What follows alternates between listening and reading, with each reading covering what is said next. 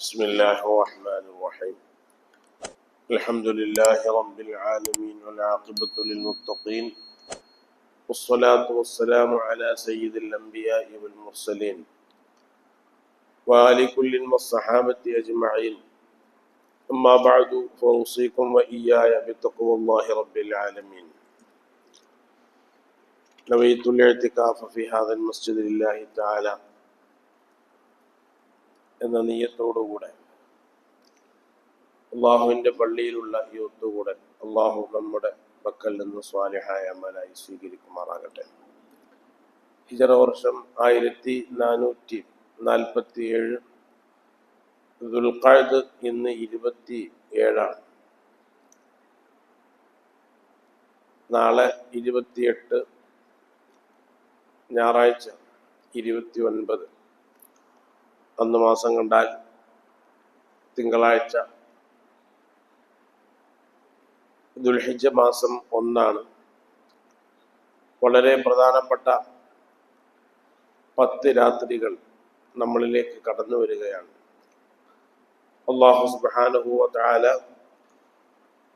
ആ രാത്രികളും പകലുകളുമൊക്കെ അവൻ്റെ പൊരുത്തത്തിലായി ഇബാദത്തിലായി ഉപയോഗപ്പെടുത്താൻ നമുക്ക് തൗഫീഖ് ചെയ്ത് അനുഗ്രഹിക്കുമാറാകട്ടെ.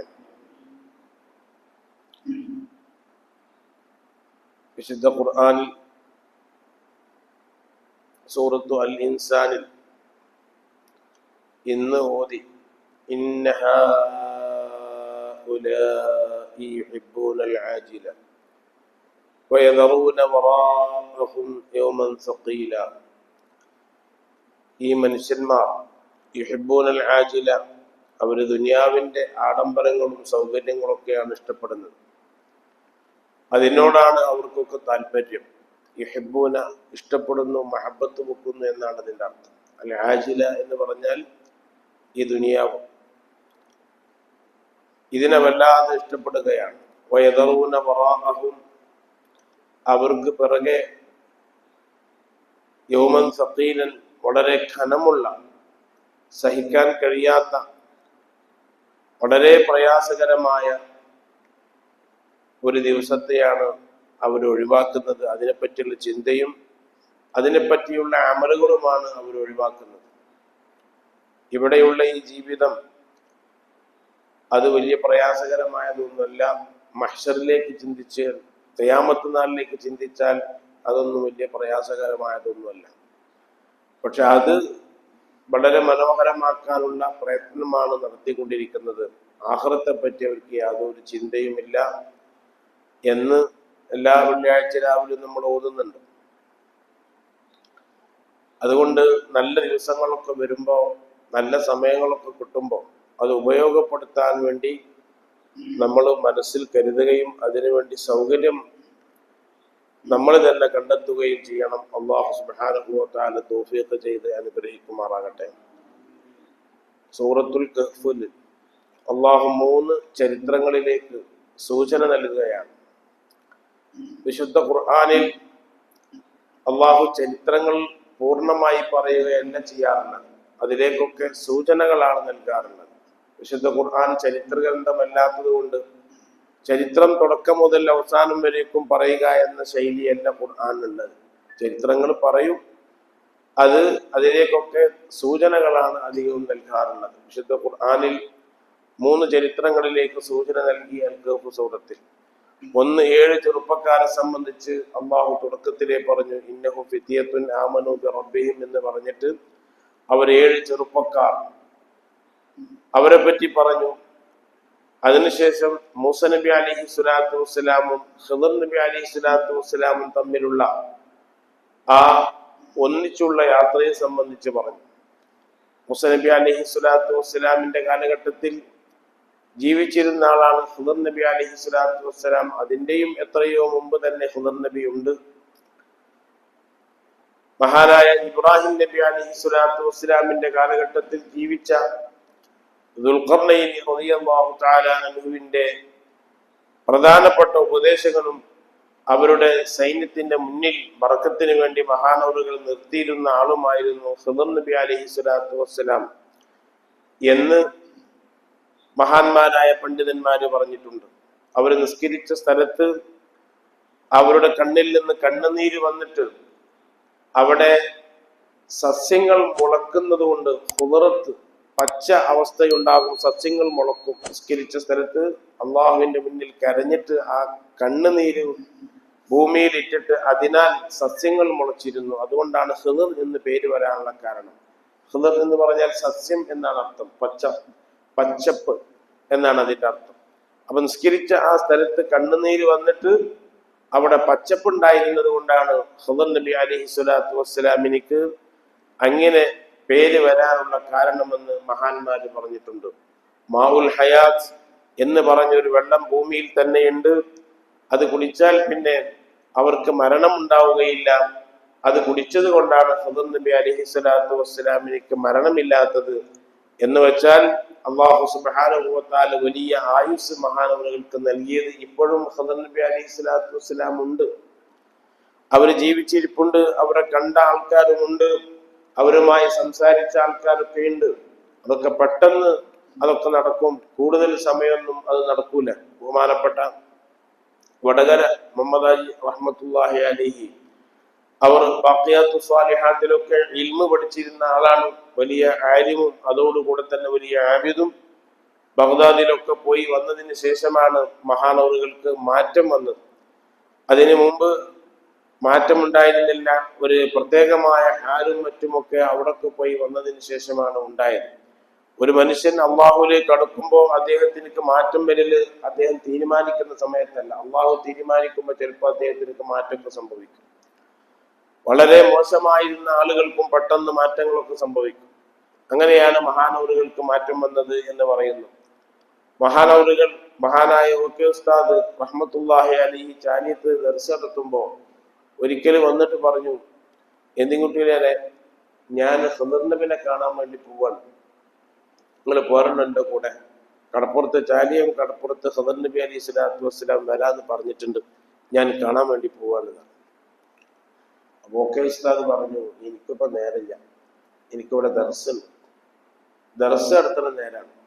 അപ്പൊ ദർസ് നടത്തുന്ന നേരത്തെ ഇപ്പൊ ഹിദർ നബിനെ കാണാനൊന്നും പോകാൻ പറ്റൂല എന്ന് പറഞ്ഞു. ഓക്കെ ഉസ്താദ് പോയിലാണ്. മഹാനായ റഈസുൽ സുലൈമാൻ ഉസ്താദ് അടക്കമുള്ള ആൾക്കാർ ഈ സംഭവം പറഞ്ഞിട്ടുണ്ട്. പിന്നീട് ഒരു 30 കൊല്ലം കഴിഞ്ഞതിന് ശേഷം ഒരു സദസ്സിൽ വെച്ചിട്ട് മഹാനായ ഓക്കെ ഉസ്താദും വടകര അഹമ്മദാജി പാപ്പുക്കൊണ്ട് സദസ്സിൽ വെച്ചിട്ട് ഓക്കെ ഉസ്താദ് പറഞ്ഞു, ഹിദർ നബിനെ കണ്ട ആള് നമ്മളെ കൂട്ടത്തിലുണ്ട്, ഹിദർ നബിനെ കണ്ട ആള്. അപ്പൊ വടകര അഹമ്മദാജി പാപ്പ പറഞ്ഞു, നിങ്ങളത് മറന്നിട്ടില്ലല്ലേ, നിങ്ങൾ ആ സംഭവം മറന്നിട്ടില്ലല്ലേ, 30 കൊല്ലം മുമ്പാണ് ആ സംഭവം ഉണ്ടായിരിക്കുന്നത്. അപ്പൊ അങ്ങനെ മഹാന്മാരായ ആളുകൾക്ക് കാണാൻ സാധിക്കും. ബൊക്കെ ഉസ്താദും കണ്ടിട്ടുണ്ട്, അത് മക്കയിൽ വെച്ചിട്ടാണ് കണ്ടിട്ടുള്ളത്. അങ്ങനെ കാണാനൊക്കെ കഴിയും. അള്ളാഹുവിനോട് അടുപ്പമുള്ള ആളുകൾക്ക് അതിനുള്ള അവസരങ്ങളൊക്കെ കിട്ടും. ഞാൻ പറഞ്ഞു വരുന്നത് അങ്ങനെ ഒരു സംഭവം ഹിദർ നബി അലൈഹി സ്വലാത്തു വസ്സലാമും മൂസാ നബിയും കൂടി ഒന്നിച്ച് നടന്ന ഒരു സംഭവം. മൂസാ നബി അലൈഹി സ്വലാത്തു വസ്സലാം കലീമുള്ളയാണ്, നബിയാണ്, വളരെ അത്യുന്നതനായ ആളാണ് മൂസാ നബി അലൈഹി സ്വലാത്തു വസ്സലാം. എന്നിട്ട് പോലും ഹിദർ നബി അലൈഹി സ്വലാത്തു വസ്സലാമിന്റെ കൂടെ കൂടിയിട്ട് ധാരാളം ഇൽമുകൾ മഹാനവറുകൾ കരസ്ഥമാക്കി. അങ്ങനെ ഒരു ദ്വീപിൽ ഹിദർ നബി അലൈഹി സ്വലാത്തു വസ്സലാം പുതപ്പും മൂടിയിട്ട് ഇങ്ങനെ ഇരിക്കുകയായിരുന്നു.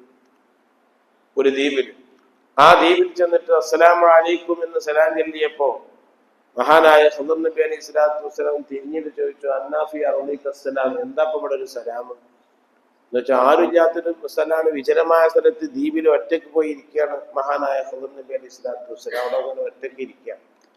എവിടെ നിന്നാണ് ഭക്ഷണം കിട്ടുന്നത്, എവിടെ നിന്നാണ് സൗകര്യം കിട്ടുന്നത്?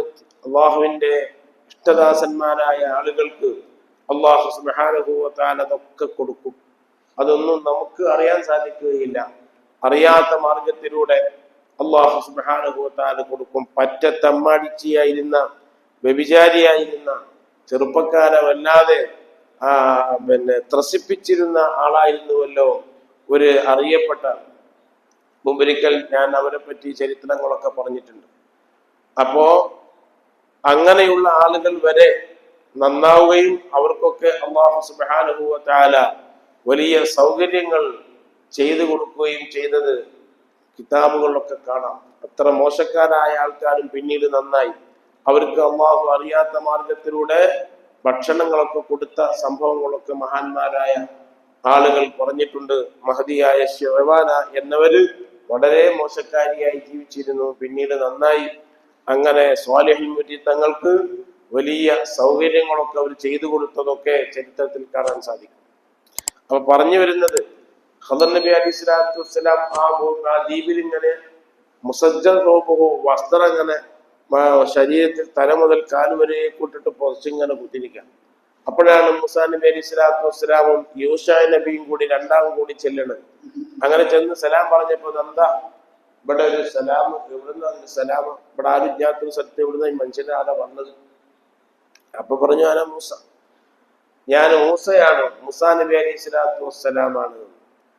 ആ, നിങ്ങൾ കലീമുല്ലാഹി മൂസാ നബിയാണോ?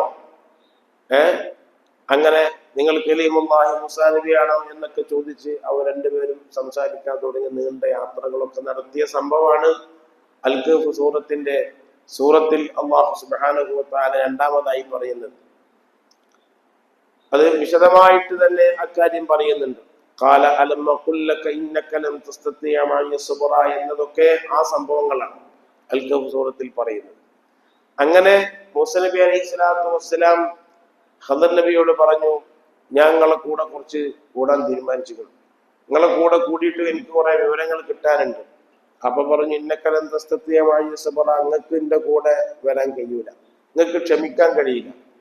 ഞാൻ ചിലതൊക്കെ ചെയ്യും, അത് ചെയ്യുമ്പോൾ നിങ്ങൾക്കത് ക്ഷമിക്കാൻ കഴിയില്ല, നിങ്ങൾ അതിനെ പ്രതികരിക്കും. അപ്പൊ അതുകൊണ്ട് നിങ്ങൾ എൻ്റെ കൂടെ വരണ്ട എന്ന് പറഞ്ഞപ്പോ, ഇല്ല ഞാൻ പ്രതികരിക്കുന്നില്ല എന്നൊക്കെ പറഞ്ഞ് കൂടിയതാണ്. അങ്ങനെ അന്താക്കിയ എന്ന് പറയുന്ന സ്ഥലത്ത് ചെന്നപ്പോൾ, അന്താക്കിയ എന്ന് പറയുന്ന ആ സ്ഥലം തുർക്കിയിൽപ്പെട്ട ഒരു സ്ഥലമാണ്. അന്താക്കിയ എന്ന് പറയുന്ന സ്ഥലം നമ്മുടെ മൊയ്തു കിഴിശ്ശേരി എഴുതിയ പുസ്തകത്തിൽ അദ്ദേഹം അന്താക്കിയയിൽ പോയ ഒരു സംഭവം പറയുന്നുണ്ട്. മഹാനായ ഈസാ നബി അലൈഹി സ്വലാത്തു വസ്സലാമിന്റെ കാലഘട്ടത്തിൽ അവിടെയുള്ള ജനങ്ങൾ റോമാ സാമ്രാജ്യത്തിന്റെ കീഴിലായിരുന്നു. അത് അവിടെയുള്ള ജനങ്ങൾ ഇസ്ലാമിലേക്ക് ക്ഷണിക്കുവാൻ വേണ്ടി ഇത് അർസൽനാ ഇലൈഹിം മുസലൈനി ഫകദ്ദബൂഹുമാ ഫഅസ്സസ്നാ ബിസാലിസിൻ ഫഖാലൂ ഇന്നാ ഇലൈക്കും മുർസലൂൻ. അങ്ങനെ ആയിട്ടില്ല. ഇത് അർസൽനാ ഇലൈഹിം മുസലൈനി ഫകദ്ദബൂഹുമാ ഫഅസ്സസ്നാ ബിസാലിസിൻ, പിന്നെ എങ്ങനെ ഫഖാലൂ ഇന്നാ ഇലൈക്കും ലമുർസലൂൻ. യാസീൻ സൂറത്തിലാണുള്ളത്.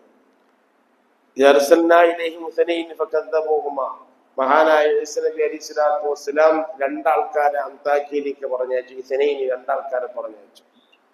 മൂന്നാമത് ശംഊൻ എന്ന് പറയുന്ന ഒരാളെയും കൂടി പറഞ്ഞയച്ചു. അവരൊക്കെ ഈ അന്താക്കിയക്കാർ കൊന്നു.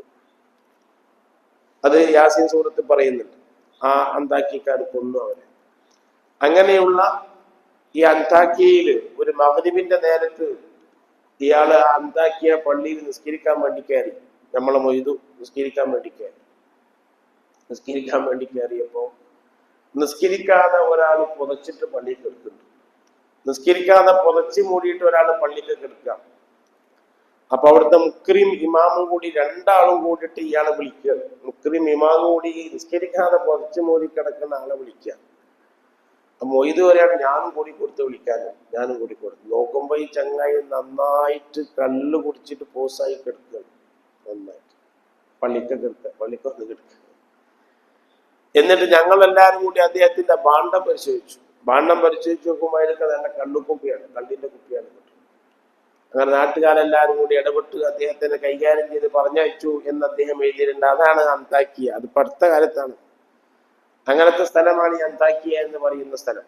അപ്പൊ ചില പ്രദേശങ്ങൾ അങ്ങനെയാണ്. ആ പ്രദേശത്ത് അള്ളാഹുവിന്റെ അദാബ് ഇറങ്ങിയിട്ടുണ്ടാവും. അള്ളാഹുവിന്റെ അദാബ് ഇറങ്ങിയ സ്ഥലത്ത് അവിടെ നമ്മൾ നിൽക്കരുതെന്നാണ്. അവിടുന്ന് വേഗം പോകണം. അദാബ് ഇറങ്ങിയ സ്ഥലത്തൊന്നും കൂടുതൽ സമയം നിൽക്കാൻ പാടില്ല. പെട്ടെന്നായിരിക്കും അവിടെ മുസീബത്തൊക്കെ വരിക. അപ്പൊ അവിടെയായിരുന്നു മഹാനായ ഈസാ നബി അലൈഹി സ്വലാത്തു വസ്സലാമുമായി പിന്നെ ഖദർ നബി അലൈഹി സ്വലാത്തു വസ്സലാമായി മൂസാ നബി അന്താക്കിയിൽ ചെന്നപ്പോ അവിടെ കുറച്ച് കുട്ടികൾ ഇങ്ങനെ കളിക്കുന്നുണ്ട്. അങ്ങനെ കുട്ടികൾ കളിച്ചപ്പോ മഹാനായ ഖദർ നബി അലൈഹി സ്വലാത്തു വസ്സലാം അതിന് നല്ല ചുറുക്കുള്ള ഒരു കുട്ടിനെ പെട്ടെന്ന് പിടിച്ചിട്ട് ആ കുട്ടിനെ ആ കളിക്കുന്ന കുട്ടികൾ കൂട്ടത്തുനിന്ന് നല്ല രസമുള്ള ഒരു കുട്ടിനെ പിടിച്ചിട്ട് ആ കുട്ടിനെ നിലത്ത് കെടുത്തിയിട്ട് മഹാനായ ഖദർ നബി അലൈഹി സ്വലാത്തു വസ്സലാം ആ കുട്ടിന്റെ തലണ്ടി പിരിച്ചെടുത്തുള്ളൂ. തലകണ്ട് പറങ്കി മാങ്ങയിൽ നിന്ന് അണ്ടി പിരിച്ചെടുക്കണ മാതിരി ഉസ്താദുമാര് പറഞ്ഞു. അത് അണ്ടി പിരിച്ചെടുക്കണ മാതിരി കുട്ടിയുടെ തലണ്ടി പിടിച്ചിട്ട് പെട്ടെന്ന് പിടിച്ചിട്ട് കുട്ടി മരിച്ചുപോയി. മൂസാ നബിക്ക് പറ്റിയത് എന്ത് പണി ഞങ്ങൾ ചെയ്തു ചോദിച്ചു. എന്ത് പണി ഞങ്ങൾ ചെയ്തു? നഫ്സൻ സക്കിയ്യത്തൻ, ഒരു തെറ്റും ചെയ്യാത്ത ഈ കുട്ടിനെ കൊല്ലുക. അപ്പൊ ഖദർ നബി ഞാൻ പറഞ്ഞില്ല നിങ്ങളുടെ കൂടെ പോരണ്ട, ഞാൻ പറഞ്ഞില്ല നിങ്ങളുടെ കൂടെ പോരണ്ട. ഇന്നക്ക അലമ്മ കുല്ലക്ക ഇന്നക്കലം തസ്തത്തിയമായ സുബറ, ഞാൻ പറഞ്ഞില്ല നിങ്ങളോട് ഞാൻ നിങ്ങളൊക്കെ ചെയ്യും, നിങ്ങൾക്കത് ക്ഷമിക്കാൻ കഴിയില്ല എന്ന് ഞങ്ങളോട് ആദ്യം തന്നെ പറഞ്ഞിട്ടില്ലേ? ആ മൂസാ നബി ഞാനൊന്നും ചോദിക്കൂല എന്ന് പറഞ്ഞിട്ട് മൂസാ നബി അങ്ങനെ പിന്നെയും പോയി. അങ്ങനെ ചെന്നപ്പോ ഈ അന്താക്കിയ ഈ ആളുകൾ, അവിടെ ഈ അന്താക്കിയിൽ തന്നെ ആ മനുഷ്യന്മാർ ഖദർ നബി അലൈഹി സ്വലാത്തു വസ്സലാം മൂസാ നബിയും ചെന്നിട്ട് അവർക്ക് ഭക്ഷണമൊന്നും കൊടുത്തില്ല. ഈ അന്താക്കിയക്കാർ ഭക്ഷണമൊന്നും കൊടുത്തില്ല. ഓല് ഭക്ഷണം കൊടുക്കാതെ, സൽക്കരിക്കാതെ, അവരെ ബഹുമാനിക്കാതെ, ആദരിക്കാതെ വിട്ടു. അങ്ങനെ അന്താക്കിയിൽ മഹാനായ മൂസാ നബി അലൈഹി സ്വലാത്തു വസ്സലാം ഖദർ നബിയും പോകുമ്പോ ഒരു മതിൽ ഇങ്ങനെ ചാഞ്ഞ് ചെരിഞ്ഞിങ്ങനെ നിൽക്കുന്നുണ്ട്. അപ്പൊ ആ മതില് ഖദർ നബി അലൈഹി സ്വലാത്തു വസ്സലാം കൈ കൊണ്ട് തന്നെ ശരിയാക്കി നല്ല മട്ടത്തിലൊക്കെ നിർത്തി. ആ മതിൽ നല്ലപോലെ ഉറപ്പുള്ള രൂപത്തിലാക്കി.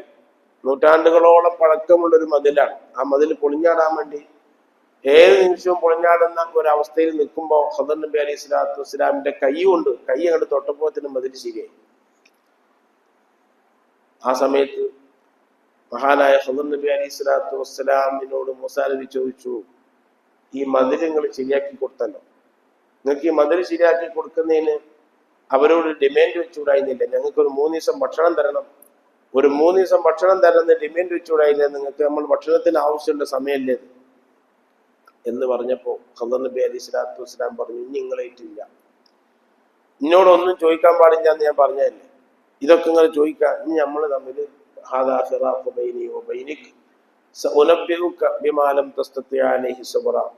ഞാൻ നിങ്ങൾക്ക് ഇനി പറഞ്ഞുതരാം, എന്താണ് ഇതിന്റെ പിന്നിലുള്ള രഹസ്യം നിങ്ങൾക്ക് പറഞ്ഞുതരാം. അമ്മൽ ഗുലാമു ഫകാന അമ്മൽ ഗുലാമു എന്ന് പറഞ്ഞിട്ട് ഫകാന അബവാഹു മുഅ്മിനൈനി ഫഖശീന അൻ യുർഹിഖഹുമാ എന്ന് പറഞ്ഞാൽ കഹ്ഫ് സൂറത്തിൽ പറയുന്നുണ്ട്. ആ കുട്ടിനെ കൊല്ലാനുള്ള കാരണം ആ കുട്ടിനെ അല്ലാഹു കാഫിറായിട്ടാണ് സൃഷ്ടിച്ചിട്ടുള്ളത്. ആ കുട്ടിയോട് മാതാപിതാക്കൾക്ക് വല്ലാത്ത സ്നേഹമാണ്.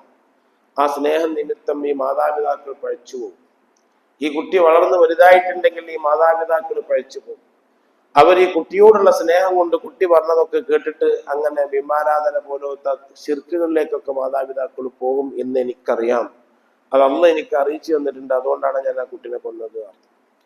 പിന്നെ ഞാൻ ആ മതിൽ നേരാക്കാനുള്ള കാരണം, ഈ മതിലിന്റെ താഴെ കെൻസുണ്ട്, നദികളുണ്ട്.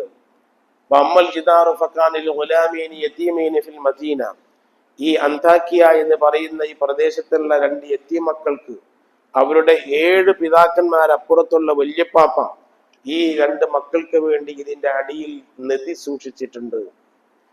ഈ മതിൽ പൊളിഞ്ഞാടിയാൽ ആ നദി പ്രത്യക്ഷപ്പെട്ട ആൾക്കാർ ഇത് എടുത്തുകൊണ്ടുപോകും. അപ്പൊ ഈ യതീമുകളായ കുട്ടികൾക്ക് അത് കിട്ടൂല. അതുകൊണ്ടാണ് ഞാൻ ആ മതിൽ ശരിയാക്കിയത്. وأما الغلام فكان فأما الجدار فكان لغلامين يتيمين في المدينة وكان تحته كنز لهما, അവർക്കുള്ള നദി ഈ മതിലിന്റെ താഴെയുണ്ട്, അത് അവിടെ സൂക്ഷിച്ചു വെച്ചിട്ടുണ്ട് അല്ലാഹു സുബ്ഹാനഹു വ തആല. അപ്പൊ ഈ കുട്ടികൾക്ക് ജീവിക്കുവാനുള്ള വക അവരുടെ വലിയ 7 തലമുറ അപ്പുറത്തുള്ള പാപ്പ അവിടെ സൂക്ഷിച്ചു വെച്ചിട്ടുണ്ട്. അത് നഷ്ടപ്പെട്ടു പോകാതിരിക്കാനാണ് എന്ന് ഖദർ നബി അലൈഹി സ്വലാത്തു വസ്സലാം പറഞ്ഞു. അങ്ങനെ വിശദമായി നല്ല രസമാണ് അൽ-കഹ്ഫ് ഓതാൻ. അൽ-കഹ്ഫിന്റെ ചരിത്രങ്ങളും അർത്ഥങ്ങളൊക്കെ ഇങ്ങനെ മനസ്സിലാക്കിയിട്ട് ഓതാൻ വലിയ രസമാണ്. അത് സമയം പോകുന്നത് അറിയില്ല. അതിന്റെ ആഴത്തിലേക്ക് ഇറങ്ങിയിട്ട് അൽ-കഹ്ഫ് ഇങ്ങനെ ഓതുകയാണെങ്കിൽ അൽ-കഹ്ഫ് തീർന്നോയോ, ഇത്ര എളുപ്പം തീർന്നോയോ എന്ന് തോന്നും. അത്രയ്ക്ക് രസകരമായ വിഷയങ്ങളാണ് അല്ലാഹു അതിൽ പറയുന്നത്. 3 ഉദാഹരണങ്ങളും 3 ഉപമകളും 3 ചരിത്രങ്ങളും അള്ളാഹു അതിൽ പറയുന്നുണ്ട്. കാര്യമായി പറയുന്നത് അതാണ്. മനുഷ്യനെ ധാരാളം വിഷയത്തിലേക്ക് ചിന്തിപ്പിക്കുന്നതാണ് അതിൽ പറയുന്നത്. അതുകൊണ്ടാണ് 3 അൽ-കഹ്ഫെങ്കിലും ഒരു വെള്ളിയാഴ്ച ഓതണം, വെള്ളിയാഴ്ച രാവും പകലുമായിട്ട് ഓതണം എന്ന് മഹാന്മാരായ ആൾക്കാർ പറഞ്ഞത്. ഒരൽക്കഫ് എങ്ങനെയായിരുന്നാലും പകൽ സമയത്ത് ഓതണം. ഏറ്റവും നല്ലത് സുബഹി നിസ്കരിച്ചിട്ടുള്ള ആ സമയമാണ്. ആ സമയത്താണ് അത് ഓതാൻ ഏറ്റവും ഉത്തമമായത് എന്ന് മഹാന്മാരായ പണ്ഡിതന്മാർ പറഞ്ഞിട്ടുണ്ട്. ഞാൻ പറഞ്ഞു വരുന്നത്, മഹാനായ ഇമാം മുഹമ്മദ് നബവി അൽ-ജാവ അൻ-നബി ദർദാഇ റളിയല്ലാഹു തആല അൻഹു മഹാനവറുകൾ തൊട്ട് പറഞ്ഞിട്ടുണ്ട്, അന്നൻ നബിയ സല്ലല്ലാഹു അലൈഹി വസല്ലം ഖാല കാന ദഹബൻ ഫിദ്ദത്തൻ, അവിടെ കുഴിച്ചിട്ടിരുന്ന ആ മതിലിന്റെ താഴെ കുഴിച്ചിട്ടിരുന്നത് സ്വർണവും വെള്ളിയുമായിരുന്നു അവിടെ കുഴിച്ചിട്ടിരുന്നത് എന്ന് പറഞ്ഞ കൂട്ടത്തിൽ തഫ്സീറിൽ കാണാം, ഖാന ലൗഹം മിൻ ദഹബിൻ മക്തൂബൻ ഫീഹി, അവിടെ കുഴിച്ചിട്ടിരുന്ന വമ്മൽ ഗുലാമു ഫകാന അബവാഹു മുഅ്മിനീൻ വമ്മൽ ജിദാറു ഫകാന ലിൽ ഗുലാമൈനി യതീമൈനി ഫിൽ മദീനത്തി വകാന തഹ്തഹു കൻസുൽ ലഹുമാ, ആ മതിലിന്റെ താഴെ ഈ രണ്ട് യതീമക്കൾക്കുള്ള നിധി ഉണ്ടായിരുന്നു എന്ന് പറഞ്ഞ ആ നിധി അത് ഒരു സ്വർണ്ണപ്പലകയിൽ എഴുതി വെച്ചിരുന്ന 5 ഉപദേശമായിരുന്നു എന്ന് പറഞ്ഞിട്ടുണ്ട് ചില മുഫസ്സിരീങ്ങൾ. അതാണ് ഞാൻ ഇപ്പൊ നിങ്ങളോട് പറയാൻ പോകുന്നത്. അത് സ്വർണം വെള്ളിയല്ല, അതിനേക്കാളും വിലപിടിപ്പുള്ള സ്വർണത്തിന്റെ പലകയിൽ എഴുതി വെച്ച 5 ഉപദേശങ്ങൾ ഈ യതീമുകളായ മക്കൾക്ക് വേണ്ടി അവിടുത്തെ വല്ലിപ്പാപ്പ അതിന്റെ താഴെ സൂക്ഷിച്ചു വെച്ചിരുന്നു. 5 ഉപദേശങ്ങൾ. എന്താണ് ആ 5 ഉപദേശങ്ങൾ? മഹാനായ മുഹമ്മദ് നബി അൽ-ജാവ റഹ്മത്തുള്ളാഹി അലൈഹി അടക്കമുള്ള മറ്റു മുഫസ്സിരീങ്ങളും എഴുതി വെച്ചിട്ടുണ്ട്. അജിബ്തു ലിമൻ യുഅ്മിനു ബിൽ ഖദരി കൈഫ യഹ്സുനു. വല്ലാത്ത ഒരു ഉപദേശമാണ്. അത് മനസ്സിലേക്ക് ഇറക്കി വെച്ചാൽ നമുക്ക് സുഖമായിട്ട് ജീവിക്കാം. ദുഃഖങ്ങളില്ലാത്ത ജീവിതം എന്ന് പറഞ്ഞിട്ടൊരു പുസ്തകം, മലയാളത്തിലൊരു പുസ്തകം. ആ പുസ്തകത്തിന്റെ ഹെഡിങ് തന്നെ, അതിന്റെ പുറംചട്ടയിലെ പേര് തന്നെ ദുഃഖങ്ങളില്ലാത്ത ജീവിതം. അത് വായിച്ചാൽ പിന്നെ ദുഃഖമൊന്നും ഉണ്ടാവില്ല. ദുഃഖത്തിനൊന്നും കാരണം ഉണ്ടാവില്ല. ദുഃഖം വരുന്നത് മനസ്സിന്റെ ചാഞ്ചാട്ടം കൊണ്ടാണ് ദുഃഖം വരുന്നത്. ആ മനസ്സിനെ പിടിച്ചു നിർത്താൻ നമുക്ക് നല്ല നല്ല ഉപദേശങ്ങളും നിർദ്ദേശങ്ങളും നല്ല നല്ല ചരിത്രങ്ങളും നമ്മൾക്ക് വേണം. അപ്പൊ മനസ്സിനെ പിടിച്ചു നിർത്താൻ സാധിക്കും. വളരെ പ്രധാനപ്പെട്ട 5 ഉപദേശങ്ങൾ എഴുതിയിട്ട് സൂക്ഷിച്ചു വെച്ചതായിരുന്നു ഈ നിധി. അതെന്താണ്? 1, അജിബ്തു ലിമൻ യുഅ്മിനു ബിൽ ഖദരി കൈഫ യഹ്സുനു, ഞാൻ അത്ഭുതപ്പെടുകയാണ്, അള്ളാഹിന്റെ ഖദാഇ ഖദറിൽ വിശ്വാസമുള്ള ഒരാൾ എങ്ങനെയാണ് ദുഃഖിക്കുക? അള്ളാഹിന്റെ ഖദാഇ ഖദറിൽ വിശ്വാസമുള്ള ഒരാൾക്ക് എങ്ങനെ ദുഃഖിക്കാൻ കഴിയുക? ഒന്നും എന്റെ തീരുമാനപ്രകാരമോ എന്റെ നിയന്ത്രണത്തിലോ അല്ല, ഒക്കെ അള്ളാഹുവിന്റെ തീരുമാനപ്രകാരമാണ് എന്ന് വിശ്വസിക്കുന്ന ഒരാൾക്ക് ദുഃഖിക്കാൻ കഴിയില്ല. ദുഃഖിച്ചിട്ട് ഒരു കാര്യമില്ല, ദുഃഖിക്കാൻ കഴിയില്ല. അത് അള്ളാഹിന്റെ തീരുമാനപ്രകാരം.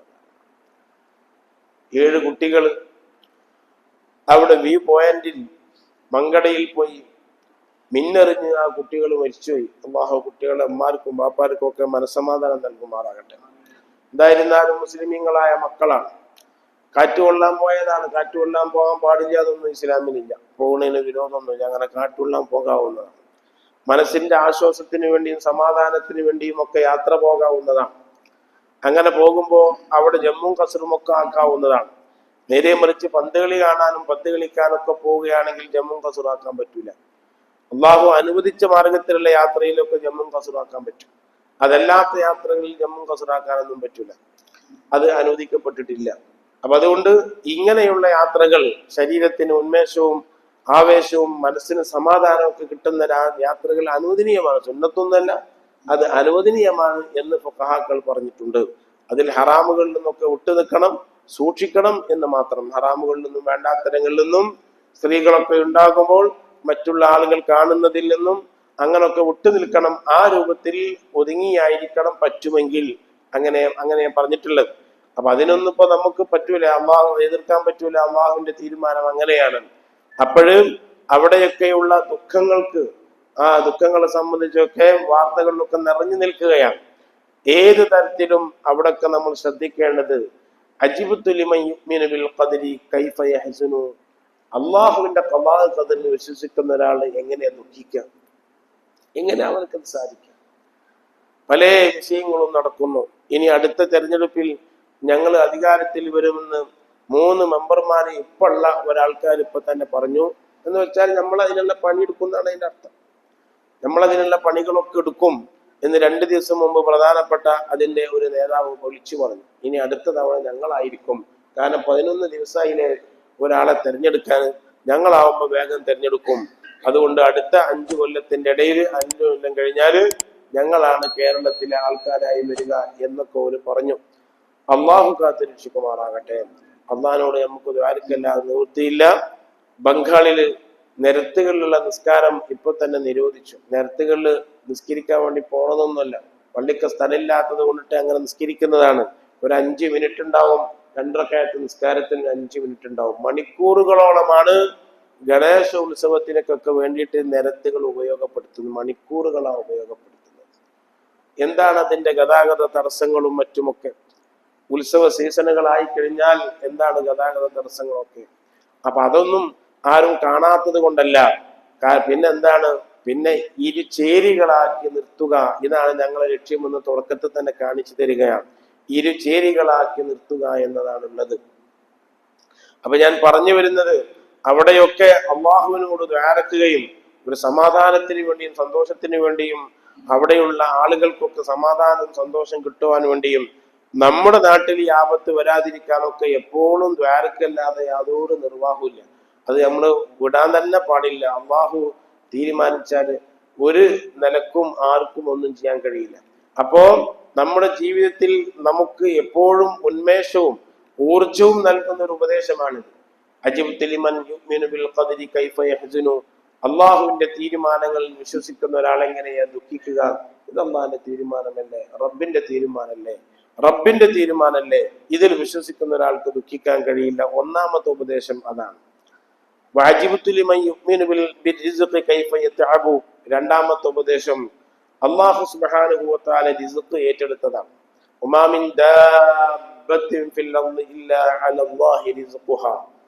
അള്ളാഹു ഈ ഭൂമിയിൽ ജീവിക്കുന്ന മനുഷ്യന്മാർക്കൊക്കെ വേണ്ട ഭക്ഷണം കൊടുക്കാന്ന് അള്ള ഏറ്റതാണ്. അള്ള ഏറ്റാൽ അള്ള നിർവഹിക്കും. അള്ള റിസ്ക് കൊടുക്കാന്ന് അള്ള ഏറ്റിക്കഴിഞ്ഞാൽ അള്ള വഞ്ചിക്കൂല, അള്ളാഹു അത് നിർവഹിക്കും. അപ്പൊ എന്തിനാണ് ഈ റിസ്ക്കിന് വേണ്ടി, ജീവിതത്തിന് വേണ്ടി എന്തിനാണ് ഇങ്ങനെ ഇടങ്ങറാവുന്നത്? പറഞ്ഞ മാതിരിയൊക്കെ ചെയ്യണം. ഈ ഇടങ്ങറാവുന്നത് എന്തിനാണ്? നിസ്കാരം ഒഴിവാക്കി മറ്റു കാര്യങ്ങളൊക്കെ ഒഴിവാക്കിയിട്ട് എന്തിനാ ഈ ഇടങ്ങറാവുന്നത്? അജിബ്തു ലിമൻ യുക്മിനു ബിർരിസ്ഖി കൈഫ യതഅബു. ഈ തഅബാനാകുന്നത് എന്തിനാണ്? ഇങ്ങനെ ഇടങ്ങറായിക്കൊണ്ടിട്ട് കെട്ടിമറിഞ്ഞ് കൂടുന്നത് എന്തിനാണ്? അധ്വാനിക്കണം, വേണ്ടതൊക്കെ ചെയ്യണം, അതൊക്കെ ശരിയല്ലേ. കെട്ടിമറിഞ്ഞ് ഇങ്ങനെ കൂടുന്നത് എന്തിനാ? എത്ര കെട്ടിമറിഞ്ഞാലും അള്ളാഹു സുബ്ഹാനഹു വ തആല കൊടുക്കേണ്ടത് കൊടുക്കുമല്ലോ. അത് അള്ളാഹു കൊടുക്കാൻ വിചാരിക്കാത്തത് കിട്ടൂല്ലല്ലോ. അള്ളാഹു കൊടുക്കാൻ വിചാരിക്കാത്ത ഇനി എത്ര മെനക്കെട്ടാലും കിട്ടൂല. അന്ന് കൊടുക്കാൻ വിചാരിച്ചാലും മെനക്കെട്ടില്ലെങ്കിലും കിട്ടും. പിന്നെ എന്തിനാണ് ഈ ഇബാദത്തുകളൊക്കെ ഒഴിവാക്കിയിട്ട് ഭൂമിന്റെ മുകളിൽ ജീവിക്കുന്ന കുറച്ച് കാലം ഇബാദത്ത് ചെയ്യാൻ കഴിയുള്ളൂ? സ്വർഗത്തുനിന്ന് ഇബാദത്ത് ചെയ്യാൻ കഴിയില്ല, മഹ്ശറിന്ന് ഇബാദത്ത് ചെയ്യാൻ കഴിയില്ല, ഖബറിന്ന് ഇബാദത്ത് ചെയ്യാൻ കഴിയില്ല. ഇവിടെ ജീവിക്കുന്ന കുറച്ച് കാലം, ആ കുറച്ച് കാലാണെങ്കിൽ 15 കൊല്ലം ചെറുപ്പക്കാലായിട്ട് അങ്ങനെ അങ്ങോട്ടൊക്കെ പോയി, പിന്നെ ഒരു കുറച്ചു കാലം കുറെ ചുറ്റുപാടുകളൊക്കെ ആയിട്ട് അങ്ങനെയും പോയി, പിന്നെ കുറച്ചു കാലം രോഗമായിട്ട് അങ്ങനെയും പോയി. ഇങ്ങനെല്ലാം കൂടി തെട്ടക്കിച്ച് നോക്കുമ്പോൾ ഇബാദത്ത് ചെയ്യാൻ കിട്ടിയ സമയം കുറച്ച് സമയം ഉണ്ടാവുള്ളൂ. ഈ സമയത്തും അതിൽ ശ്രദ്ധിക്കാതെ ജല്ലജലാലുവായ അള്ളാഹുവിനിക്ക് ഇബാദത്ത് ചെയ്യാതെ എങ്ങനെയാണ് ഈ മനുഷ്യന്മാർ ജീവിക്കുന്നത് എന്നാണ് രണ്ടാമത്തെ ഉപദേശം. റിസ്ക് അള്ളാഹ് ഏറ്റതാണ്. ആ അള്ളാഹ് എനിക്ക് കണക്കാക്കിയ റിസ്ക് അള്ളാഹു സുബ്ഹാനഹു വ തആല എനിക്ക് നൽകും. നിങ്ങൾക്ക് കണക്കാക്കിയത് നിങ്ങൾക്ക് നൽകും. തട്ടിപ്പോണ പ്രശ്നമില്ല. ഇത് രണ്ടാമത്തെ ഉപദേശം. മൂന്നാമത്തെ ഉപദേശം, അത് അതിനേക്കാളും വലിയ ഉപദേശം. മരിക്കും എന്ന് ഉറപ്പുള്ളവർ എങ്ങനെയാണ് സന്തോഷിക്കുക? അവർക്ക് എങ്ങനെ സന്തോഷിക്കാൻ കഴിയാം? ഇത് നീണ്ടു നിൽക്കൂലല്ലോ. പെരേന്ന് പോണ്ടി വരുമല്ലോ, മരിച്ചുകൊണ്ടി വരുമല്ലോ. പിന്നെ ഇതിങ്ങനെ ഈ സന്തോഷം എത്ര കാലം നിൽക്കുക? ഇതിനൊരു പരിധി ഉണ്ടല്ലോ.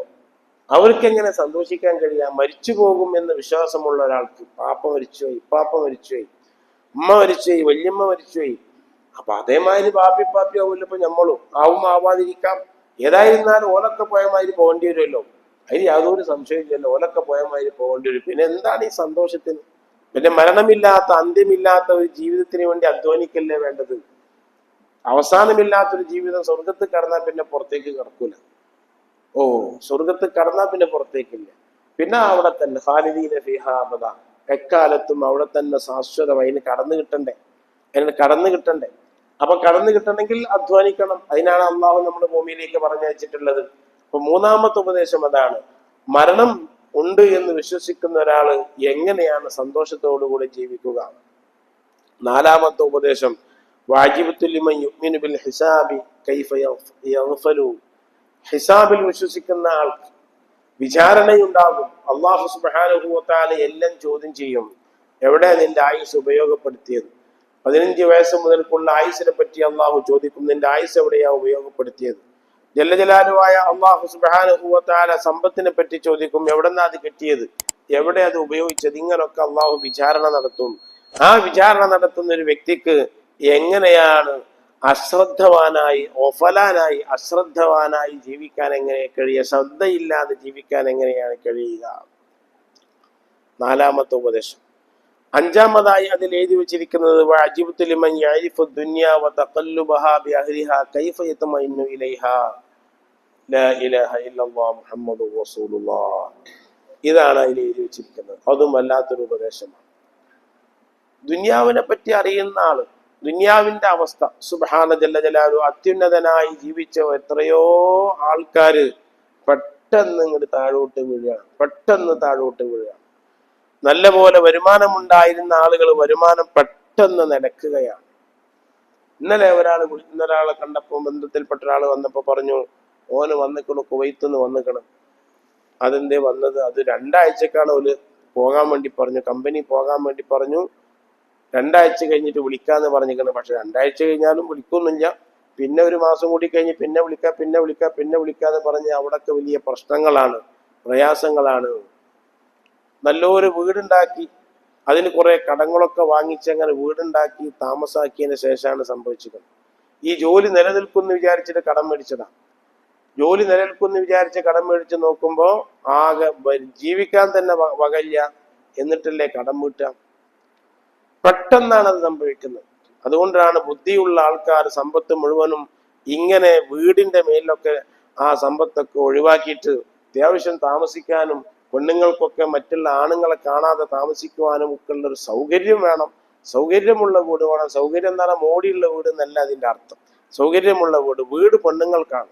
അവർക്ക് ഹിജാബായിട്ട്, അവർക്ക് ആണുങ്ങളെ കാണാതെ, അവർക്ക് മുലയൂട്ടാനും, അവര് ചിലപ്പോൾ മുടിയിച്ചിട്ടൊക്കെ പോകുമ്പോൾ അത് ഈ ഹാളിൽ നിന്നിട്ട് പുരുഷന്മാരൊന്നും കാണാൻ പാടില്ല. ഹാളിൽ ഇരുന്നിട്ട് ഭക്ഷണം കഴിക്കുമ്പോൾ എല്ലാ റൂമുക്കും അടുക്കളയൊക്കെ കാണുന്നത്, പിന്നെ അതിനേക്കാളും നല്ലത് പെരയില്ലായിരിക്കല്ലേ. അങ്ങനത്തെ ഒരു പെരണ്ടായിട്ട് എന്താ കാര്യം? ആ ഡൈനിങ് ഹാളിൽ ഇരുന്നിട്ട് ഗസറ്റായി വന്ന വിരുന്ന് വന്ന ആളിങ്ങനെ ഭക്ഷണം കഴിക്കുമ്പോൾ എല്ലാ റൂമുക്കും കാണുന്നുണ്ട്. അവിടെ ഒരു പെണ്ണ് ചിലപ്പോൾ മുടി വെച്ചിട്ടുണ്ടാവും, അല്ലെങ്കിൽ അവള് ചിലപ്പോൾ കൈ കയറ്റിയിട്ടുണ്ടാവും, അതൊക്കെ കാണാം. അല്ലെങ്കിൽ അവരുടെ മാക്സി ഒന്ന് പൊന്തിച്ചിട്ട് എന്തെങ്കിലും ആവശ്യത്തിനുണ്ടാവും. എല്ലാ സാധനവും കാണുന്ന രൂപത്തിൽ പിന്നെ എന്ത് പെരയണത്? ഇങ്ങനൊരു പെര ഉണ്ടാക്കിയിട്ട് എന്താ കാര്യമുള്ളത്? അതിലെന്തൊരു ആവശ്യമില്ല. അതിനേക്കാളും നല്ലത് മുറ്റത്തിരുന്നാൽ പോലെ. പെരന്റെ ആവശ്യമൊന്നുമില്ലല്ലോ. ആ പെര പെണ്ണുങ്ങൾക്കും കുട്ടികൾക്കും ഉള്ളതാണ്. നമുക്കത് നമ്മുടെ പള്ളിയിൽ കുത്തിരിക്കണം. ഇനി നമുക്ക് കഴിഞ്ഞിട്ട് വേണമെങ്കിൽ നമ്മളെ ചായ അവിടെ പോയിരുന്ന് കുടിക്കണം. ഇങ്ങനൊക്കെ പെണ്ണുങ്ങൾക്ക് വയ്ക്കും. അവർക്ക് അങ്ങനെ സാധിക്കുമോ? ഇതൊന്നും അവർക്ക് സാധിക്കൂല. അപ്പൊ അവർക്ക് വീട് വേണം, വീട് സൗകര്യം വേണം എന്നൊരു തർക്കമൊന്നുമില്ല. അതെല്ലാവരും പറയാറുള്ള കാര്യമാണ്. വീട് സൗകര്യം വേണം. ഹിജാബായിട്ട് ജീവിക്കാൻ കഴിയണം. ഹിജാബായിട്ട് ജീവിക്കാനാണ് വീടുണ്ടാക്കുന്നത്. അതിനാണ് ഞാൻ വീടുണ്ടാക്കുന്ന സ്ഥിതി എഞ്ചിനോട് പറഞ്ഞ് 2 ഹാള് വേണം. പൈസ ഉണ്ടായിട്ടൊന്നുമല്ല, പൈസ അങ്ങോട്ട് ഉണ്ടായിക്കോളും. 2 ഹാള് വേണം. പെണ്ണുങ്ങൾക്ക് സ്വതന്ത്രമായിട്ട് ഉപയോഗിക്കാൻ അവർക്കൊരു ഹാള്, ആണുങ്ങൾക്ക് ഭക്ഷണം കഴിക്കാനൊക്കെ ഒരു ചെറിയ ഹാള് അതും വേണം. പെണ്ണുങ്ങളെ ഹാള് നല്ല വിശാലത വേണം. കാരണം ഐറ്റിങ്ങൾക്ക് 4 ആള് കൂടുമ്പോൾ ഐറ്റിങ്ങൾക്ക് ഒന്ന് വർത്താനം പറയാനൊരു വിശാലത ഇല്ലാഞ്ഞാൽ എങ്ങനെ പറ്റുക? എല്ലാം കൂടി പുറത്തിറങ്ങാൻ പറ്റുമോ? ആണുങ്ങൾക്ക് ഇനി വേണമെങ്കിൽ നമുക്ക് മുറ്റത്തൊരു പന്തലിട്ടാലും മതി. ഓൽക്ക് പന്തലിട്ട് ആ പന്തലണ്ട് കുളിച്ചാൽ പോയാൽ മതി. അപ്പൊ അതുകൊണ്ട് ആണുങ്ങൾക്ക് അത്ര വലുതൊന്നും വേണ്ട. അത് നമ്മൾ അങ്ങനെയാണ് പഠിച്ചിട്ടുള്ളത്, നമ്മളെ പഠിപ്പിച്ചിരിക്കുന്നത് അങ്ങനെയാണ്. അതിനാണ് വീട്. അപ്പൊ അതിനുള്ള പൈസ എല്ലാം കൂടി ചെലവാക്കിയപ്പോ ഇന്നലെ ഒരാൾ പറഞ്ഞതാണ്, ആകെ സ്വീപ്പയക്കുന്നതാണ്. കാരണം വരുമാനം മുട്ടിപ്പോയി. ഇവിടെയാണ് ഈ 5ാമത്തെ ഉപദേശത്തിന്റെ ആഴം നമ്മൾ മനസ്സിലാക്കേണ്ടത്. ദുനിയാവിന്റെ അവസ്ഥ ഇന്ന് നമ്മളെ കയ്യിലാണെങ്കിൽ ഇവിടെ പറയുന്നു, ലിമൻ യഅരിഫു ദുനിയ വതഖല്ലുബഹാ ബിഅഹ്ലിഹാ കൈഫ യത്മഇന്നു ഇലൈഹാ. ഈ ദുനിയാവിന്റെ ആൾക്കാര്, സമ്പത്തിന്റെ ആൾക്കാർ ഇങ്ങനെ മാറി മാറി വരികയാണ്. ഇന്നത്തെ സമ്പത്ത് ഇന്നത്തെ ആളാവൂല നാളെ, അതിങ്ങനെ മാറി മാറി വരും. നമ്മുടെ ചുറ്റുപാടുകളും നമ്മുടെ നാടൊക്കെ ചിന്തിക്കുമ്പോഴും അറിയാം, ഇന്നലത്തെ സമ്പത്തുള്ള ആളല്ല ഇന്ന് മുതലാളി ഇങ്ങനെ മാറും. അതിങ്ങനെ മാറിക്കൊണ്ടേയിരിക്കും. അത് ഒരുത്തന്റെ കയ്യിൽ ഉണ്ടാവൂല. അല്ലാഹു സുബ്ഹാനഹു വ തആല അങ്ങനെയാണ് ആക്കിയിട്ടുള്ളത്. അത് എങ്ങനെയാണ് സംഭവിക്കുക എന്നൊന്നും അറിയുകയില്ല. അല്ലാഹു ജല്ല ജലാലുഹു നമ്മളെ നിഅമത്തുകളൊക്കെ നിലനിർത്തി തരുമാറാകട്ടെ. അവിടെ 5ാമത്തെ ഉപദേശം അതായിരുന്നു. അതുകൊണ്ട് തന്നെയാണ് ദുനിയാവ് കൊണ്ട് നമ്മൾ ആഖിറത്ത് നേടിയെടുക്കണം. ആഖിറം നേടിയെടുക്കുമ്പോ നമുക്ക് എന്തെങ്കിലും നഷ്ടപ്പെട്ടാലും അത് അവിടെ ഉണ്ടാവുമല്ലോ, ആഖിറ അവിടെ ഉണ്ടാവുമല്ലോ, അത് പിന്നെ നഷ്ടപ്പെട്ടു പോകുന്ന കാര്യമില്ലല്ലോ. അതുകൊണ്ട് ദുനിയാവ് കൊണ്ട് ആഖിറം നേടിയെടുക്കാൻ സാധിക്കണം. അതിനാണ് അല്ലാഹു സുബ്ഹാനഹു വ തആല ദുനിയാവ് നൽകിയിട്ടുള്ളത്. ഈ 5 ഉപദേശത്തിൽ 5ഉം കനപ്പെട്ട ഉപദേശമാണ്. അതിൽ നമ്മുടെ മനസ്സിന്ന് തീരെ പോകാൻ പാടില്ലാത്തൊരു ഉപദേശമാണ് അജിബ്തു ലിമൻ യുഅ്മിനു ബിൽ ഖദരി കൈഫ യഹ്സുനു. ഈ ദുഃഖം വരുന്നതൊക്കെ ഖദറിലുള്ള വിശ്വാസം ഇല്ലാത്തതുകൊണ്ടാണ്. ദുഃഖം വരുന്നതൊക്കെ ഖദറിലുള്ള വിശ്വാസം ഇല്ലാത്തത് കൊണ്ടിട്ടാണ്. ഇന്നലെ ഒരു പുതിയാപ്പിള ഇറങ്ങിയപ്പോ, ഇന്നലെ നമ്മളിവിടെ ഓതി പഠിച്ചിരുന്ന ജൗഹറിന്റെ നിക്കാഹ്, ആ ജൗഹറിന്റെ ഒപ്പം പെട്ടെന്ന് മരിച്ചതാണ്. 11 രാത്രി വർത്താനം പറഞ്ഞിരുന്ന് അങ്ങനൊക്കെയുള്ള ആള് രാവിലെ എഴുന്നേറ്റ് വെക്കുമ്പോൾ മരിച്ചു പോയതാണ്. ആ കുട്ടികൾ അതിൽ നിന്ന് മോചിതരായിട്ടില്ല ഇപ്പോഴും. അപ്പൊ അതിനുവേണ്ടി ഞാൻ പോയി പുതിയാപ്പിള ഇറങ്ങുന്ന ദിവസം ജൗഹറിന്റെ കൊണ്ട് പറഞ്ഞു, ഇപ്പൊ ഇല്ലാത്തത് വല്ലാത്തൊരു വിഷമം, ഇപ്പൊ ഇല്ലാത്തത് അതിൽ വല്ലാത്തൊരു കുറവ്. അപ്പൊ ഞാൻ പറഞ്ഞു, റബ്ബിന്റെ തീരുമാനം നമുക്ക് ലംഘിക്കാൻ കഴിയില്ല, അള്ളാഹുവിന്റെ തീരുമാനമാണ്. ആരാണ് ഇല്ലാതാവാന്നൊന്നും പറയാൻ കഴിയില്ല. അള്ളാഹു സുബ്ഹാനഹു വ തആല യജമാനനും നമ്മൾ അടിമകളുമാണ്. അപ്പൊ അള്ളാഹിന്റെ തീരുമാനങ്ങളെ നടക്കുള്ളൂ. ആ ഒരു വിശ്വാസം നമുക്ക് എപ്പോഴും ഉണ്ടായിക്കഴിഞ്ഞാൽ ദുഃഖം ഒരു 90% ഇല്ലാതെയാക്കി ജീവിതം റാഹത്തിലാക്കാൻ സാധിക്കും. ജീവിതം റാഹത്തിലാക്കാൻ സാധിക്കും. ഞാൻ ഇവിടെ വന്ന സമയത്ത് ഒരു ഉസ്താദ്, മദ്രസയിൽ പഠിപ്പിക്കുന്ന ഒരു ഉസ്താദ് പറഞ്ഞു, ആജേര് വീട്ടിൽ എന്തോരു റാഹത്താണ്, ആജേരും മരുമക്കളും നല്ല റാഹത്തോടു കൂടെ ജീവിക്കുന്നു. മൂപ്പരെന്നെ മരുമകളെ വിളിക്കാൻ വേണ്ടി പോകുന്നു, മരുമകൾക്ക് വേണ്ടതൊക്കെ ചെയ്തു കൊടുക്കുന്നു. ഇന്റെ വാപ്പ വല്ലാത്തൊരു സാധനം. ഇയാൾ പറയുന്നുണ്ട്, ഇന്റെ വാപ്പ വല്ലാത്തൊരു സാധനം. എപ്പോഴും ഈ മരുമകളോട് ഇങ്ങനെ, ഇതേതോ രാജ്യത്തു നിന്ന് വന്ന കുട്ടിന്റെ മാതിരി, ഒരു റാഹത്തുമില്ല ഉസ്താദെ പെരേര്, ഒരു റാഹത്തുമില്ല. അത് ഏകദേശം 25 കൊല്ലായി. ഇപ്പൊ അടുത്ത് ഞാൻ അയാളെ കണ്ട്, എങ്ങനെയുണ്ട് ചോദിച്ചാൽ, അതൊക്കെ മാറി, ഓരൊക്കെ മരിച്ചുപോയില്ലേ ആൾക്കാര്, അന്നത്തെ ആൾക്കാരൊക്കെ മരിച്ചുപോയില്ലേ, അതൊക്കെ മാറി. മാറ്റം വരും, മാറ്റം സംഭവിക്കും.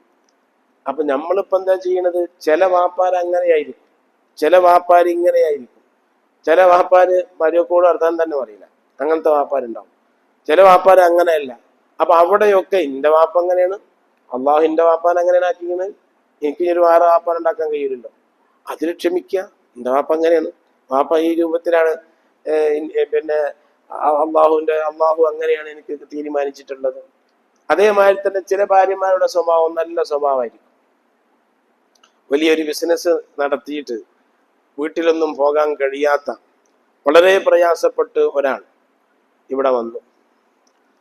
അങ്ങനെ ഞാനുമായി കുറെ സംസാരിച്ചപ്പോ ഞാൻ ചോദിച്ചു, നിങ്ങൾ വീട്ടിൽ പോവാതായിട്ട് ഇപ്പൊ എത്രയായി?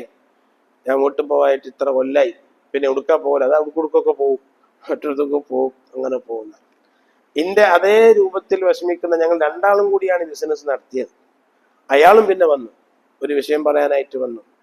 അപ്പൊ അയാളെ ചൂണ്ടിയിട്ട് പറഞ്ഞു, ഇവന്റെ ഭാര്യ നല്ല ഭാര്യയാണ്. അയാൾ പറയാ ഇവന്റെ ഭാര്യ നല്ല ഭാര്യയാണ്. ഏതെങ്കിലും രൂപത്തില് ബിസിനസ്സിൽ പാർട്ട്ണർമാരായി ചേർന്ന ഷെയർ ഹോൾഡർമാർ വീട്ടിൽ വന്ന് ശല്യപ്പെടുത്തുന്ന അവസരത്തിൽ നല്ലപോലെ കൈകാര്യം ചെയ്യും ഇവന്റെ ഭാര്യ. അതുകൊണ്ട് ഇവനക്ക് ഇപ്പോഴും പെരയെ നിൽക്കാൻ കഴിയണം, ഓൻ ജമാഅത്തിൽ നിസ്കരിക്കാൻ വേണ്ടി പോണ്, ഒക്കെ ഓൻ ചെയ്യണം. ഇന്റെ ഭാര്യ അങ്ങനല്ല. ഇന്റെ ഭാര്യ ഞാൻ ചെന്നപ്പോ അപ്പ പറയും, നിങ്ങൾ എന്നെ കെട്ടിയത് കൊണ്ട് ഞാൻ കുടുങ്ങിപ്പോയി. ഭാര്യ ഇതാ പറയുള്ളൂ, നിങ്ങൾ എന്നെ കെട്ടിയത് കൊണ്ട് ഞാൻ കുടുങ്ങിപ്പോയി എന്ന് പറഞ്ഞ് എനിക്ക് അങ്ങോട്ട് ചെല്ലാൻ വയ്യ. അല്ലെങ്കിൽ തന്നെ കൽബ് കത്തിങ്ങാണ്ട് നടക്കുകയാണ്. പിന്നെ വീട്ടിൽ ചെന്നാലാണെങ്കിലും ഇങ്ങനെയാണ് പ്രയാസമുള്ളത്. നേരെ മറിച്ച് ഇവന്റെ ഭാര്യ അങ്ങനെ നല്ല പോലെ കെയർ ചെയ്യുന്നു, എല്ലാ ആളുകളും. അതുകൊണ്ടൊക്കെ അവർക്ക് നല്ല സമാധാനമായി. അള്ളാഹു അങ്ങനെയാണ് ചെയ്തിരുന്നത്. അതുകൊണ്ടിട്ട് ആ ഭാര്യനെ അങ്ങോട്ടും ഈ ഭാര്യനെ അങ്ങോട്ടും വെക്കാൻ കഴിയുമോ? അതിന് കഴിയൂലല്ലോ. അപ്പൊ ഇവിടെയൊക്കെ നമ്മൾ മനസ്സിലാക്കേണ്ടത്, അജിബ്തു ലിമൻ യുഅ്മിനു ബിൽ ഖദരി കൈഫ യഹ്സുനു. ഖദർ കൊണ്ട് വിശ്വസിക്കുന്ന ഒരാൾ അവൻ എങ്ങനെയാണ് ദുഃഖിക്കുക? നബി സല്ലല്ലാഹു അലൈഹി വസല്ലം തങ്ങൾ പറഞ്ഞു, ഒരു മനുഷ്യന്റെ ജീവിതത്തിന്റെ സൗഭാഗ്യങ്ങൾ 3 എണ്ണമാണ്. ഏറ്റവും സുന്ദരമായ ജീവിതത്തിന്റെ അടിസ്ഥാനപരമായി 3 കാര്യങ്ങളാണെന്ന് പറഞ്ഞ കൂട്ടത്തിൽ അള്ളാഹുവിന്റെ റസൂല് പറഞ്ഞത്, മർഅത്തു സ്വാലിഹത്തു, സ്വാലിഹത്തായ ഭാര്യ. അത് ജീവിതത്തിന്റെ വലിയ റാഹത്താണ്.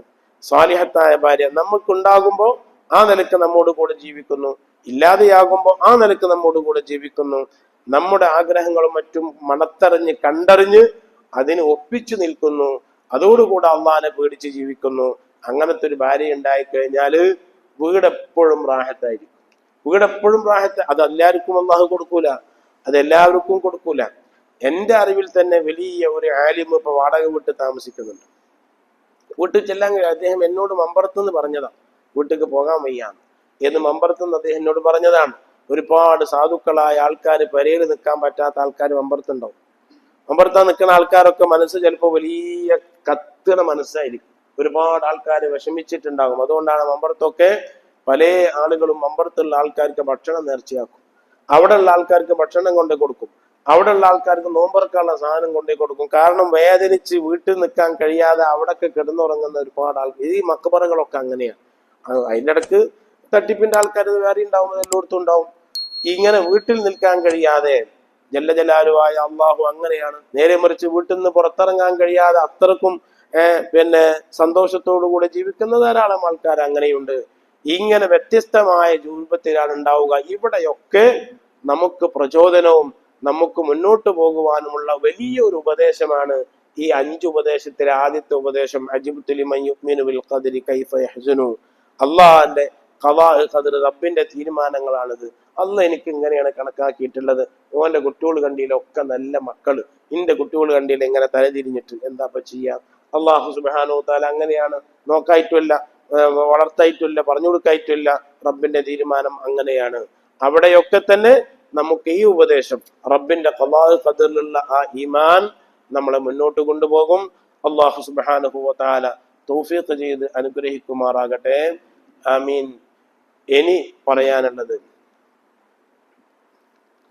ഇമാമത്തിനെ കരുതാതെ തന്നെ ജമാഅത്തിന്റെ കൂലി കിട്ടുന്ന ഒരു നിസ്കാരമുണ്ട്. ജമാഅത്തിന്റെ കൂലി കിട്ടണമെങ്കിൽ മഅ്മൂമീങ്ങൾ ഞങ്ങൾ ഇമാമിന്റെ കൂടെ നിസ്കരിക്കുന്നു എന്ന് കരുതണം. ഇമാമ് ഞാൻ ഇമാമായി നിസ്കരിക്കുന്നു എന്ന് കരുതണം.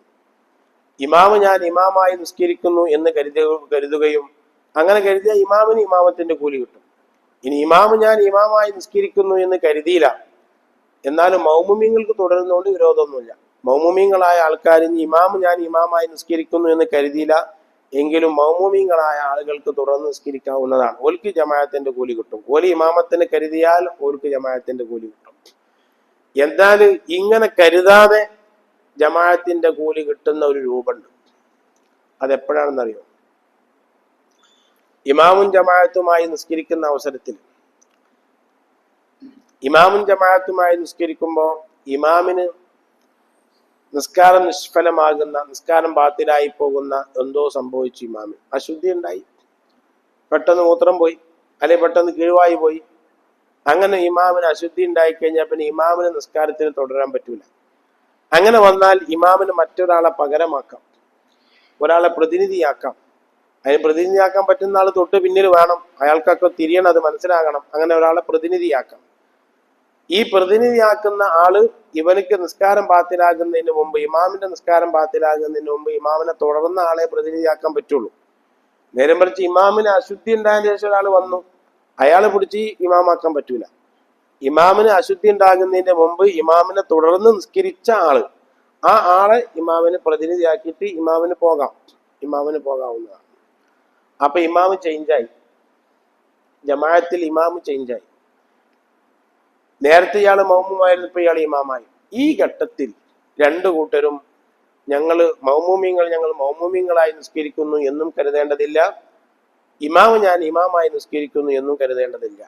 ഈ ഒരു ഘട്ടത്തിൽ മാത്രമാണ് ഇമാമത്തിനെ കരുതാതെ ജമാഅത്തിന്റെ കൂലി കിട്ടുന്ന ഘട്ടം. ഇമാമത്തിനെ കരുതാതെ, മൗമുമാണെന്ന് കരുതാതെ ജമാഅത്തിന്റെ കൂലി കിട്ടുന്ന ഘട്ടം ഇവിടെ മാത്രമാണ്. ഈ ഘട്ടത്തിൽ ജമാഅത്തിന്റെ കൂലി കിട്ടും, അവിടെ കരുതേണ്ടതില്ല. കാരണം തുടർന്നു കൊണ്ടുള്ള ഒന്നാണ്. ഇനി ആരെങ്കിലും കരുതിയാൽ തന്നെ നാവ് കൊണ്ട് ഉച്ചരിച്ചാൽ നിസ്കാരം ബാത്തിലായി പോകും. ഏതെങ്കിലും ഒരാൾ പുതിയൊരു ഇമാമ് വന്നല്ലോ, ആ ഇമാമിനെ ഞാൻ തുടർന്ന് നിസ്കരിക്കുന്നു എന്ന് നിസ്കരിച്ചു കൊണ്ടിരിക്കെ നാവ് കൊണ്ട് ഉച്ചരിച്ചുകൊണ്ട് കരുതിയാൽ നിസ്കാരം ബാത്തിലായി പോകും. നാവ് കൊണ്ട് ഉച്ചരിക്കാതെ മനസ്സിൽ കരുതിയാൽ കുഴപ്പമൊന്നുമില്ല, നാവ് കൊണ്ട് ഉച്ചരിച്ചാൽ നിസ്കാരം ബാത്തിലായി പോകും. അവിടെ കരുതേണ്ട ആവശ്യമില്ല.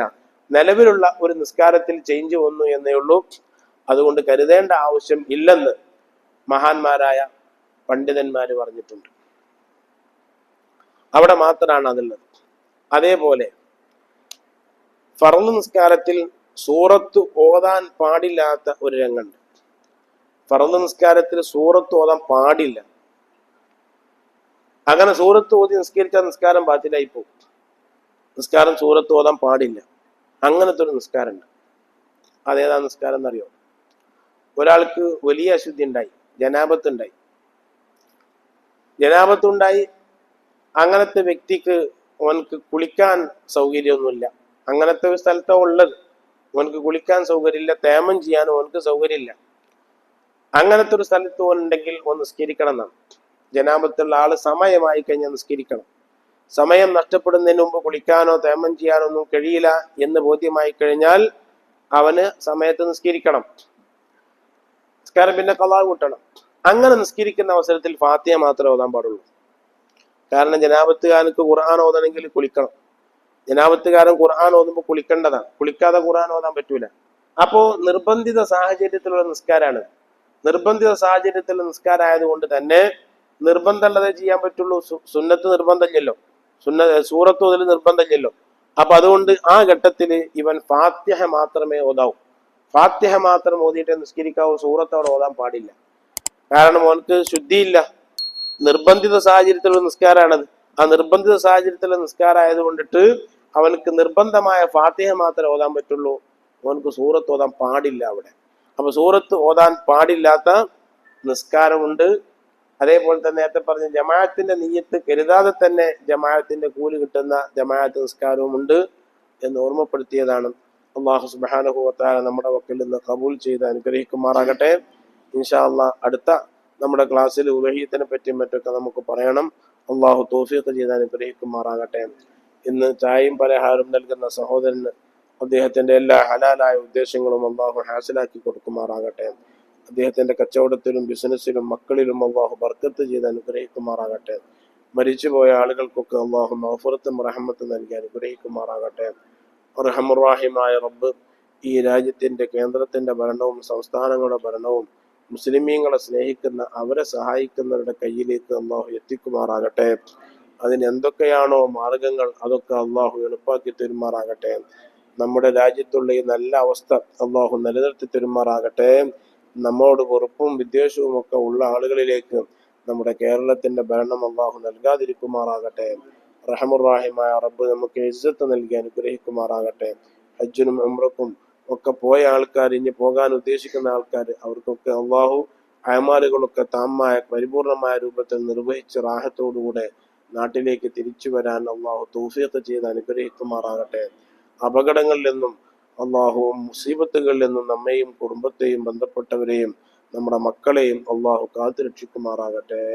ربنا تقبل منا إنك أنت السميع العليم وتب علينا إنك أنت التواب الرحيم آمين برحمتك يا أرحم الراحمين. بفضل صلى الله على محمد صلى الله عليه وسلم صلى الله على محمد صلى الله عليه وسلم اللهم صل على محمد يا رب صل عليه. السلام عليكم ورحمة الله.